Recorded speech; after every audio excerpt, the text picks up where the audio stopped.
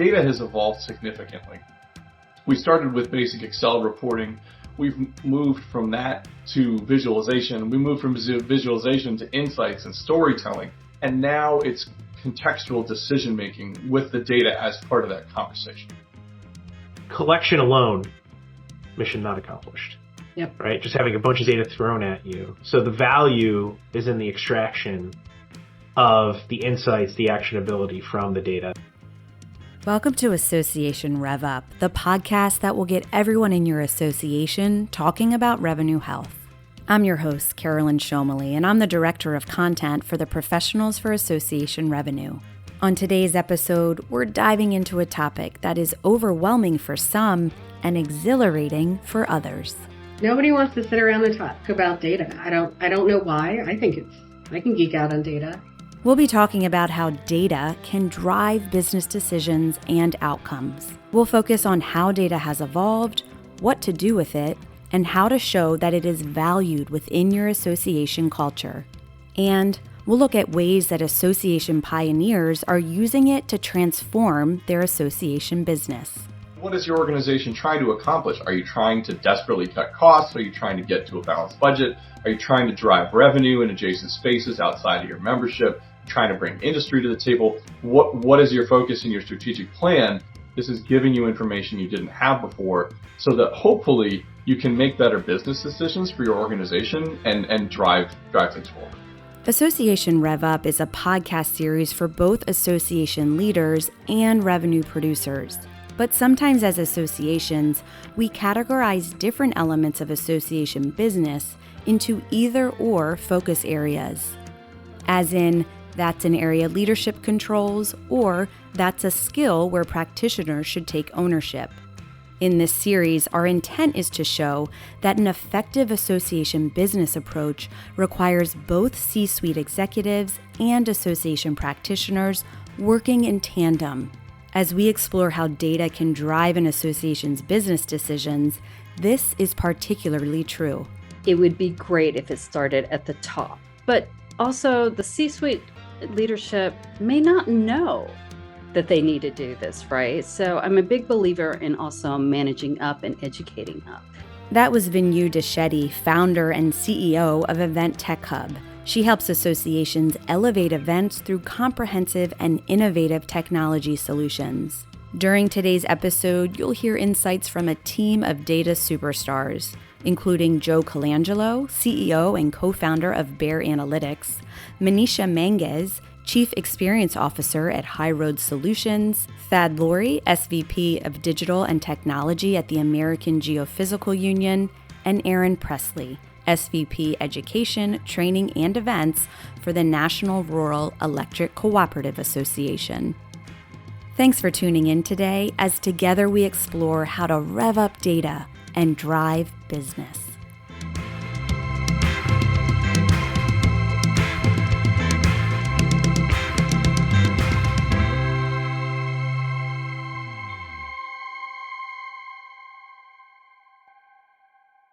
If your association isn't yet prioritizing data and utilizing it to make informed business decisions, Joe Colangelo says to think of your members, partners, and overall association stakeholders and ask yourself this question. Are they looking to have more or less personalized experiences in the future? Are they looking to have more or less tailored value benefits in the future? And if the answer that you believe, like I do, that both of those things are going to be, you want to be more tailored and more value-added experiences, then all of a sudden you're going to realize that you have to come to rely on the data more. Research from McKinsey underscores his point that association members, partners, and potential customers want more personalization. According to the research, 71% of consumers expect companies to deliver personalized interactions. Additionally, the fastest growing companies generate 40% more revenue from personalization than their slower growing counterparts. When we start to think of our association audience as consumers of our products and offerings, data becomes our most valuable association asset. You may own your building, you may own the real estate, and you certainly own the data. And as you sit on this ever-growing repository of data that's not just getting deeper, but also getting wider, again, I go back to like outside of the real estate maybe that you kind of own, what other asset is appreciating at the same pace as the data for your association? As association data grows and the technology for capturing and interpreting the data evolves, the challenge is in both how our associations view the data and what we do with it. Let's take a look at 2 areas that may be stalling your association and then explore a few solutions. Challenge number 1, data overload. The easier it has become to collect data, the more intentional associations must be about extracting the proper insights. Maneesha Manges has spent her career in digital marketing and works with associations experiencing this challenge. It's kind of up to us to recognize the value of what we're seeing and what we're collecting. I think associations are in a very unique position to be able to capture a lot of data without a lot of resistance, right? What we see a lot of is it's almost like it's too much coming through if you treat everything the same. If you treat every single data point as you kind of have these digital interactions or these face-to-face interactions and quantify them, it's overwhelming. So how can associations extract the proper insights?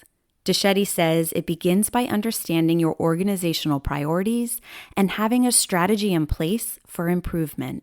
What are your organization's goals? And then how does that pertain to whatever project you're working on? But not only that, it also is going to be important to determine what data I collect and how I see data. So no longer am I going to present to my executives, I filled 5,000 seats. I'm going to say, you know what, I met the organizational goals because I attracted 30% of our membership who are within this particular category we're interested in. And they not only renew their membership, they're more engaged in the relationship with the organization. And that's what we're talking about data. We have lots of it, right? It's just a matter of how do we want to define how we look at that. Throughout this season, we've looked at how association culture can drive behavior and improve business outcomes. It's something to keep in mind here while we discuss data. Having team members who are willing to challenge you on the data you're collecting and its relevancy to your organizational goals can help you think more strategically. Erin Pressley of NRECA shares how her association team helps her do this. In working with the data folks on our team, a lot of it is, and they had to teach me to do this, but because I would say, yeah, I want the data. Like, I want to know how many CFOs went to these 5 events for the last 5 years. But they would say, well, why? And forcing me to say, well, I'm trying to figure out, if there's an opportunity, for them, if I can find out if the CFOs go to these 2 events. If they go to 2 events, then that means they'll definitely go to this 3rd one. If I could see that trend in there, then maybe that's how we can create this marketing funnel and push people to that 3rd event. But I had to explain that, the why I wanted the data, and then they can come back to me and say, well, actually, I think you should look at this instead. And then it becomes more collaborative, which is also a benefit. So challenge 1 of data overload can be overcome in part by keeping your organizational priorities and strategy top of mind, and by being intentional about the data you're examining and what it's telling you. The second challenge we'll discuss is a common one: data silos.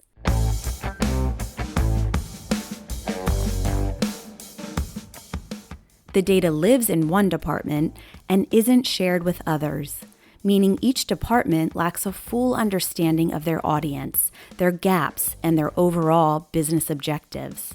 When I hear data silos, that's code for the actionability on the data isn't actually being achieved because you feel like you can't get to the next step because things are separated. And some of the best integrated organizations out there still suffer from that because the actionability step kind of isn't taken. When you're activating on your data, that's what allows you to kind of feel like you're starting to break down those silos because you're using information that's coming from multiple places to dazzle and delight, and then hopefully move your business objectives forward. Imagine a machine with multiple levers being pulled in order for it to operate effectively. Manges says that this is what an efficient data process looks like, in which data may be collected or owned by different departments, but they work together by determining which department owns the action that follows. Data coming from your AMS, working with your marketing platform, working together, working in with process. And again, I think this is where we're talking about data silos and data ownership. Who owns this data now? Who owns the data? Who owns the action? Who owns all of those processes together? That's what you're really trying to solve for. Overcoming data silos means solving for inaction. And a good place to begin in order to spark that action is by helping your organization understand that data tells a story. Most of the time, the first step that folks feel super empowered is when that story is being told internally. They feel like they can communicate up, down, and sideways across the organization with command. Things like sales goals, week over week performance on the registration front, gap to budget, just top line KPIs, but it's available readily to them repeatedly. They've kind of crossed that silos gap, and now I can tell a really clear narrative. Sharing the story in a way so that all departments are able to understand its value requires ongoing communication. Colangelo references a time in his early association career when weekly meetings began with each department sharing the top KPIs they were tracking and how it was informing their work. And then what that allowed us to do is you very quickly started seeing someone from a department, someone from that sponsorship department, all of a sudden someone from operations or the program team now knew why them booking speakers in earlier then allowed the sponsorship team to go and hit their goal and move down the pipeline a little bit faster. And you started to see those synapses start to be created.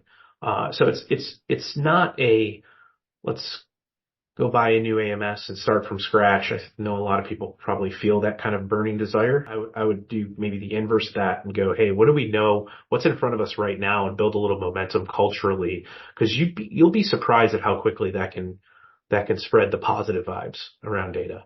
With the help of our experts, we've looked at 2 challenges and presented 2 solutions. Challenge 1, data overwhelm, can be lessened by focusing in on your organizational priorities and challenging team members to think critically about the data they're examining. Challenge 2, data silos, can be overcome by improving actionability on the data. You can do this in part by improving the internal narrative of the data and by sharing top KPIs among departments. There's one more overarching solution to both the challenges of data overwhelm and data silos. Thad Lurie of the American Geophysical Union reminds us that while data is about numbers and statistics, its real value emerges when we prioritize the people who are working with it. In the beginning of using data, it was presented as the be-all, end-all in some cases, and this is telling us we have to do the thing, so we have to do the thing. And it wasn't a conversation. I believe it should be a conversation where you're sitting with the executive team, the data comes back, the executive team hopefully was involved in designing what was happening, so they know they're looking for the results to come back, and you also know that it's going to play a part in your prioritization and product development conversations. Sometimes there will be owners of products and services who are open to change and to having that conversation. Other times there may be specific sensitivities that you need to be aware of. And so I think this is where we really bring our people skills to the fore. And this is where we blend those people skills with the data and the visualization. If your association is using data to make decisions about a particular product, Lurie says it's imperative to involve anyone who has ownership of the program in the entire process. Doing this will help show that their work is valued, even if the data supports the decision to sunset their product. If you just drop this on people and they have no idea what it is or why you were doing it, they will feel attacked. I've found in data in general, the longer in the process you involve people, hopefully before this happened, there was a set of conversations that took place previously. So far today, we've explored why data matters. It helps our associations develop a more personalized approach to our stakeholders, and it eliminates assumptions about what might be going on and instead replaces those with tangible evidence. We've also looked at the challenges to collecting and deciphering the data, while also sharing solutions. And when we come back, we'll dive into specific ways that our experts are using data to make decisions and drive their associations forward. It's one of these concepts that's remarkably simple, Yeah. and yet it's not used all that often. And once I present it to organizations, a lot of times they look at that and then they say, why haven't we done this?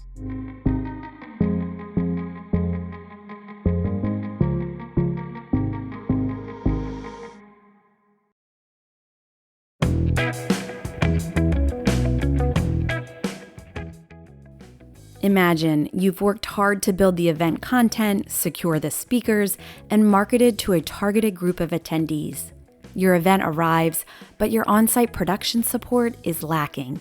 And all of your hard work concerning the content and messaging of your association event gets lost amidst the poor audio and visual execution of the event.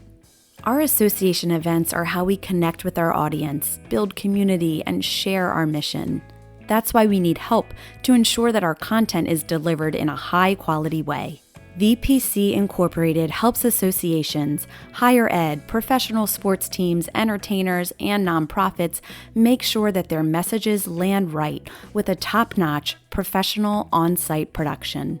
VPC is the supporting partner of this podcast and the production team that we use for our RevUP Summit. Visit vpcinc.net to learn more about how VPC will help you leave a lasting impression on the attendees for your next event. Now, back to the show.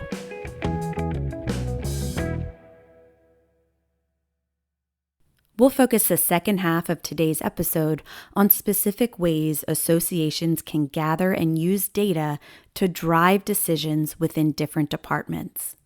To begin, we'll look at a simple yet effective approach that Lurie recommends for associations to help them better understand member value. A 2-question survey that asks respondents to rank a member benefit on importance and satisfaction on a scale of 0 to 10. Once you have the results, it's really easy to break them into groups. You've got the high satisfaction and high importance things, which are very important, and you're doing them well. And so you want to do more of that. Then you have the high importance, low satisfaction. So those are important things you're not doing well, and that you really want to focus some energy there and fix whatever's broken.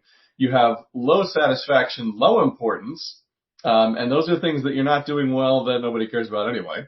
But sometimes having data like this that you can take to a board or to a program committee allows you to start a conversation around, a benefit or a program or a service that clearly is not performing and nobody cares.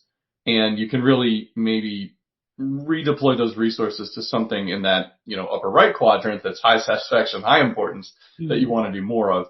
As Lurie points out, communicating data to the team makes the difficult decisions easier, even when it means ending a long-term offering, according to Pressley.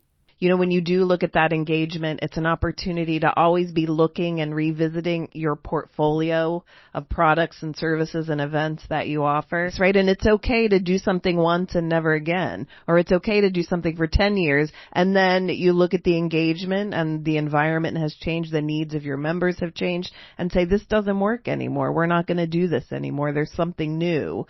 Pressley adds that it's important to stay consistent in data collection and analysis. Consider a uniform approach to surveys between departments so that you can make clear and accurate comparisons with reliable data. Let's look now at specific ways our experts are using data in their work with different association departments. First up, marketing. In HubSpot's 2024 State of Marketing and Trends report, close to 60% of marketers report that the way they spend their marketing budget is being scrutinized more now than in the past. With a well-designed marketing campaign, association teams can use data to understand which marketing channels are the most effective. That helps them decide where to allocate their marketing budget. Manges uses the example of the National Association for Healthcare Quality to drive home this point. NAHQ offers competencies and certification in healthcare quality. Its marketing campaign existed across multiple channels, and Manges says they use data to better understand which marketing channel, email or social, converted the highest rate of customers. Examining the right kind of data took them from speculation to clear guidance on which channel to invest in. They ran the campaign a couple of times to collect the right results and then land on, okay, it turns out email, even though social popped more, there was more like engagement, people were, front and center. Every time we ran the email marketing campaign, the series, the drip, whatever we did, it always resulted in X number of dollars. And so let's reallocate and put more behind what it takes to get people into that email thread or that email journey versus social. The campaign itself didn't change, but NAHQ was able to use the data to understand where best to target their efforts. A specific example of how data can drive your decisions. Now moving from marketing to events, let's look at 2 ways data can help your association provide a more personalized experience for both exhibitors and attendees. Sharing specific data points with your exhibitors about the makeup of your event attendees is something that many associations already do. But Deshetty says the next step in the evolution of data is in fine-tuning an attendee's intent. Now, in the corporate world, you see a lot of this where companies are now identifying what an intent is. When somebody visits a website, they can determine, are they looking for just information, or are they actually having an intent to buy? And so as soon as associations can start capturing that type of data points and able to share that, they become even more valuable to sponsors and to exhibitors. So no longer do you just charge, $2,500 for booth space. You can now double it because your value that you're giving back is so much more. If they're going to a session, it's mostly for educational purposes. If they visit you at a booth, then that's most likely for commercial reasons. So being able to almost score those differently, those 2 different visits differently, you now know that what their intention is of being at that event, how you want to message to them. If I was an exhibitor, I'd go to the education person and say, hey, I can teach you more about this problem that you're trying to solve. If it's a commercial intent as an exhibitor, I would say, hey, I see that you visit our booth. Let's set up a demo. I can go right into that hardcore sell. So that helps the exhibitor really fine tune what their strategy is going to be. The last idea we'll explore today comes from Colangelo and is specific to event attendees. It goes back to his earliest point in this episode. Is your association trying to create a more personalized experience for your audience? In this example, AI can help you build an individual profile of each event attendee to better understand the personalized experience and content that they're looking for. We can now track who is in rooms. We can track the type of content and with, again, a prescribed, kind of well-trained series of bots, pull out the various content types and now start to append those into an individual record. So now in this example, I know that, Joe is really hyper-focused about events, analytics, and AI, but maybe I went to a session on how to train the next generation of data analysts, but that's a little bit lower on my priority scale. And so as we start to see people around more events, and that could also be webinars and other areas that content's being delivered, now you're starting to round out that individual's profile. And so we've taken something that had a relatively, let's call it, short shelf life, but is hyper valuable. We're extending the value of it. And then we're also allowing you, or the organizer in this case, the association, to actually use that data in different ways, because it also can be used obviously for marketing outside of events too. Like, wouldn't it be great if I had a white paper series that, I could specifically target not to my entire list, but I could send just to the 3,000 people that are, most aligned with that kind of topical area.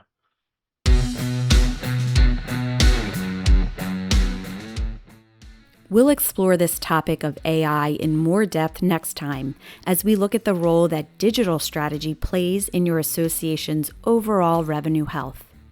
I'll be joined by Dwayne Capuano, Michelle Bryan, Colleen McKenna, and more as we rev up digital strategy.